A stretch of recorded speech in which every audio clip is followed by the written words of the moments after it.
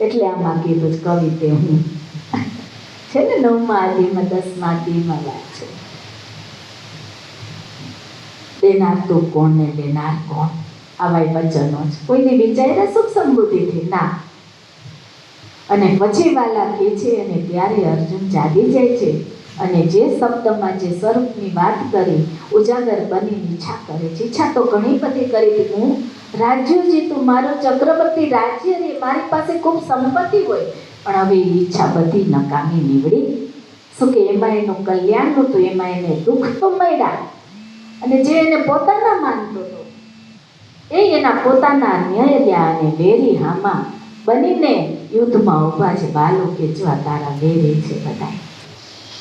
વાલાને તો ખબર જ છે, પણ જીવ તો ક્યારે આવીશ ત્યારે જ્ઞાન દ્રષ્ટિ આવે છે, ત્યારે બધા કૃષ્ણ જોવે છે. શું જોવે છે? અને અર્જુન તો વિશ્વરૂપ નિહાળે છે. સો કૌરવ હોય કે આ કૃષ્ણ છે, રથ હાંકવા વાળો આ યાદવ છે. જે કાંઈ સગા સ્નેહી જનો એમાં વિશાળમાં બહુ બતાવ્યા છે, બધા સામે યુદ્ધમાં ઊભા છે. વાલો મિત્ર તરીકે વાત કરે છે, જે ગુરુ તરીકેની વાત નથી. એક મિત્ર તરીકે રથમાં સારથી બન્યા છે, એક સગા સ્નેહના સંબંધે. પણ જ્યારે ગોષ્ઠી થાય છે અને ત્યારે વાલા વાત કરે સુંદર મજાની કે અર્જુન આ બધાય મરેલા છે, તારે નિમિત્ત બનવાનું છે. પણ ત્યારે એ બધાય શું જોવે, તું શું જોશ? કે પ્રભુ હું આપને વિશ્વરૂપ જોઉં છું. અને ઓલા બધાય તો આ કૃષ્ણના યાદવ છે એમ જોવે છે. બસ હવે બાણ પડી લે. શું દેખાડો? મને નથી સંભળાતું, બાલા બોલે તમને સંભળાય છે. હાલો જયસિંહ, શું દેખાડો? કૃષ્ણ દેખાડા, યાદવ દેખાડા, સાધારણ મિત્ર દેખાડા, સાધારણ માણસ દેખાડા. તો એને જીત હતી નહીં, તો તેને તનને એમાં અણિત નાખવાનું. શું દેખાડું? વિશ્વરૂપ. શું દેખાડું? વિશ્વરૂપ દેખાડું. ભગવાનને વિશ્વરૂપ તરીકે સ્વીકારી લે છે અને પછી ગાંડી ઉપાડીને આગળ વધી કે પ્રભુ હવે તમે જેમ કહેવાનું એમ કરીશ. આને કહેવાય સાચા ગુરુ. અને આ માને એવા સમરથની જરૂર છે, કાયમની જરૂર નથી. છતાંય દયા આણી દીધી છે. થોડો વિશ્વાસ રાખું છું, બાકી મારે એવા રતનની જરૂર હોય છે. અને જો કોઈ એવા મળી જાય તો મારો આ કાર્ય સફળ બની જાય.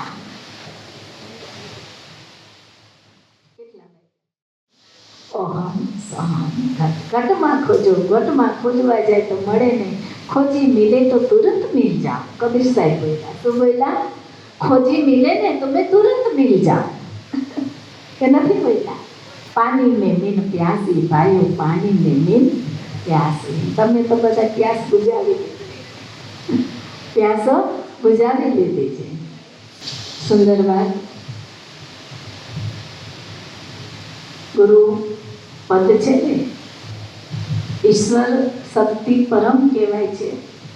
અને ઈશ્વરથી શક્તિ કોઈ મોટી નથી, છતાંય ગુરુ પદ એનાથી અધર કીધું છે, ઊંચું કીધું છે. એની ઉપર કોઈ નથી, પરાત્પર બ્રહ્મ ઉપર. તો કે જીવ અને ઈશ્વર અને માયા ત્રણેય જેમાં સમાયા. અને ત્યારે જ જીવ મનુષ્ય જીવને જોઈએ છે. ગુરુના ભૂમિકામાં, ગુરુની ભૂમિકામાં જાય, પ્રકાશમાં પગ માંડે ત્યારે. અને ગુરુ પરમ આત્મજ્યોત તત્વ હોય છે. ત્યારે ભૂમિકામાં પગ માંડે ત્યારે મનુષ્ય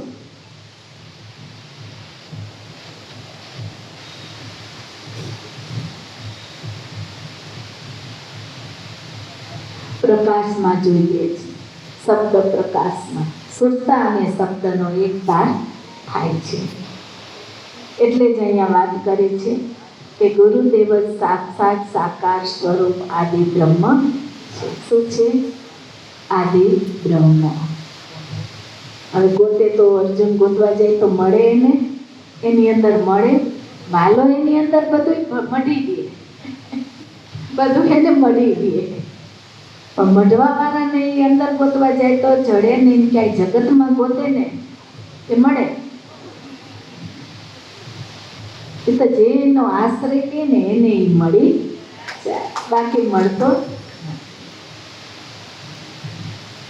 એટલે સાકાર સ્વરૂપ કીધું. પ્રાણ ગુરુમાં, ગુરુદેવ, ગુરુ પરમેશ્વર, ગુરુ સાક્ષાત પરબ્રહ્મ.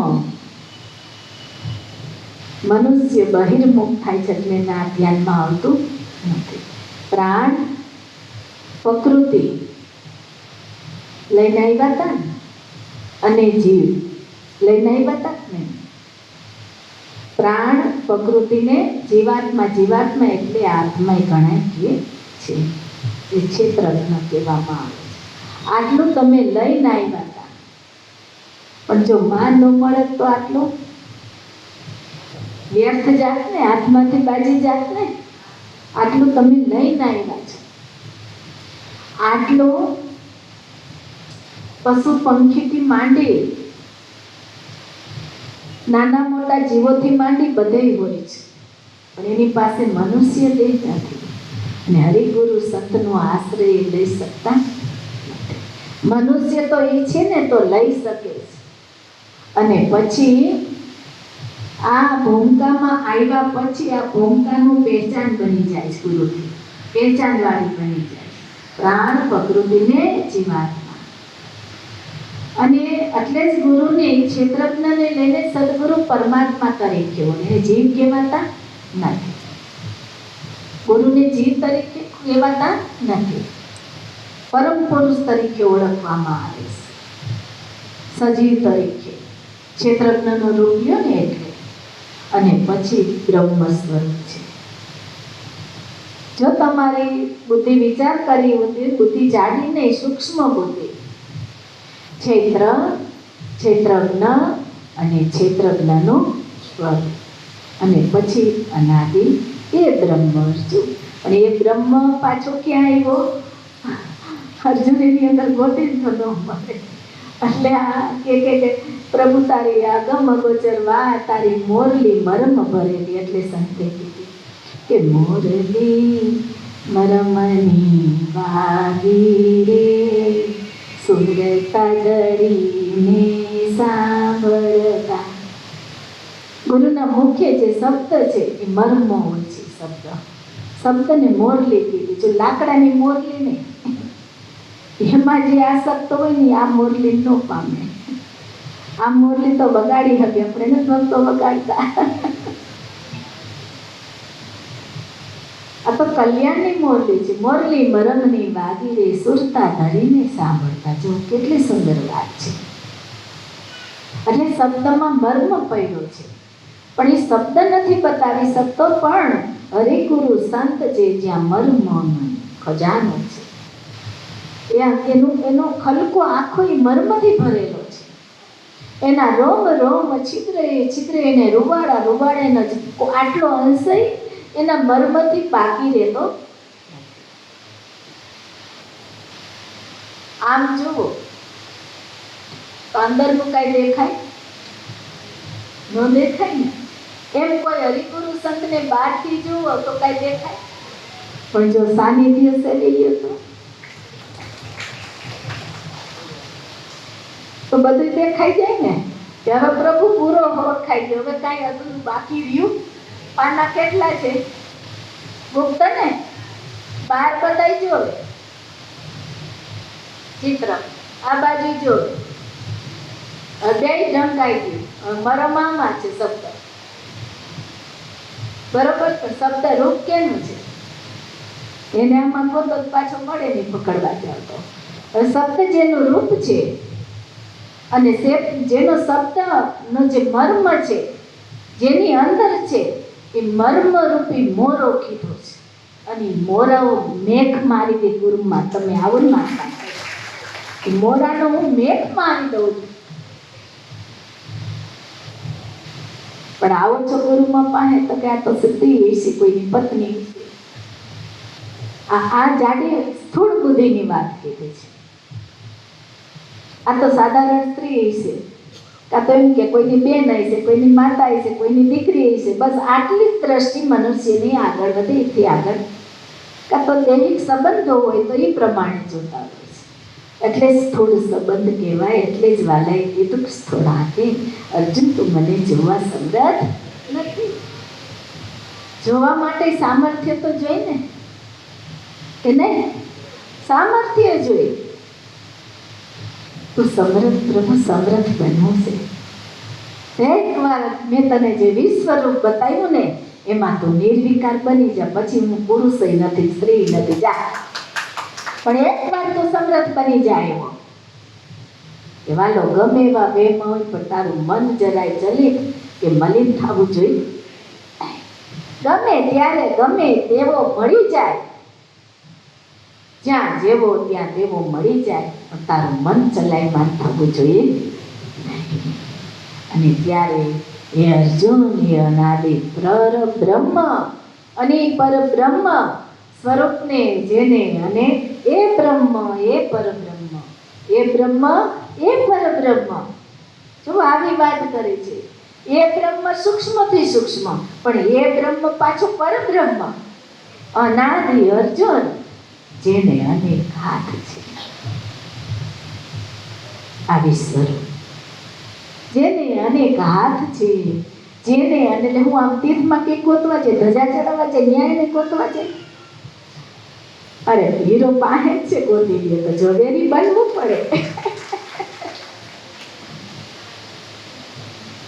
કેટલા પડદા હટાવે તો મેળ પડે. ઉપરા ઉપરી કેટલી પ્રકારના પડદા. આવો આવો આવો બેન આવો, જે કેટલા પડદા છે માથે. જુઠ્ઠી માયાના, ઈશ્વરની માયાના કેટલા કર્મના આવરણો એની માથે છે. આ વાલું મળે ને એટલે એક જાય કે બધા આવરણો ભેગી પછી એક જ શબ્દ હથિયાર, બીજો કોઈ હથિયાર બહારનો કામ આવતો બધાય ફેંકી દે. પછી કહેવાય હવે તું જો, હવે તું જો, હવે તું નહીં રાખ.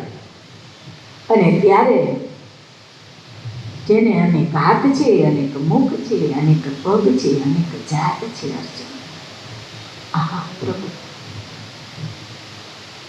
ભજન કેનું કરવું આ ભજન, કેનું ધ્યાન ધરવું આ ધ્યાન, કેનું સ્મરણ કરવું આ સ્મરણ. હવે 100 કૌરવ પામે. અરે આ 100 નથી, આજ તો ગણાય ને એટલા કૌરવો છે, અને એટલી ગાંધારી છે, એટલી પૂતનાઓ છે, અને એટલી કઈ કઈ છે. ભલે રામને ચાહતી તોય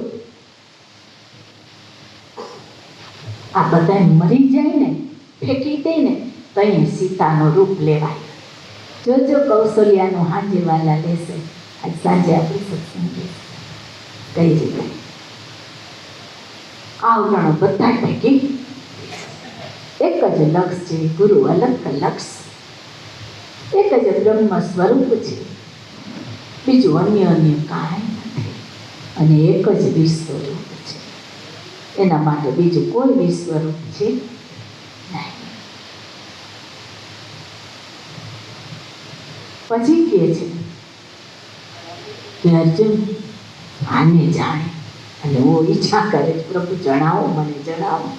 તમે તો કીધું ના જાણીને બેઠા. તોય જોવો ને ગોપ બાળકોનો ક્યાં ઉત્સાહ છે. આ સમય એવો ગોપીઓ આમ આમ કરતી, ગોપ બાળકો તો ક્યાં કાં. અને એ જ વસ્તુ હમણાં શરીરને ત્યાં સંસારમાં લેવું હોય તો વાલાના નામમાં તો તમારું તપ થઈ જાય છે ને. કોઈ બી ભાવમાં મસ્ત રહો, શબ્દને સુરતાના તારમાં મસ્ત રહો.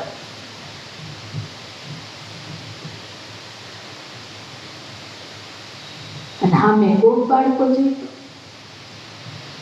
બે હામાનું આપી ગોપીઓ ગોપ. પણ હજી લોટો કંચન મળ્યું, કંચન કરવા વાળો કોઈ જડતા છોડતા નથી. કઈ શરમ છે, કઈ લાજ છે, કોણ શું કહેશે, આ બધું ત્યાગી દે ને અંતરના ભાવનું સ્ફુરણ થાય છે. વૃદ્ધ શરીરે આનંદથી. કોણ છે ધ્યાનમાં? કોણ રોમું રોમુંમાં વસ? એ તો એની મસ્તીમાં સમાધિ ચડી. એ સમાધિ છે, લીલા છે. અને લીલાને આપણે સમયે જો ઉપયોગ ન કરી શકે, ધિક્કાર. તમારું સાંભળવું, શ્રવણ કરે, વસ્તુને પાઈમાં વસ્તુમાં રસ બસ્યા નહીં. ગોપીઓ વસ્તુમાં રસ બસ્યા છે, તો ગોપ બાળકો તો કંઈ કોકની લાજ મર્યાદામાં તો એને ગોપી કહેવાતા નથી. આગીવાળા વાત નથી કરતા, જે અહીંથી દેખાય છે એમ જ કહું છું.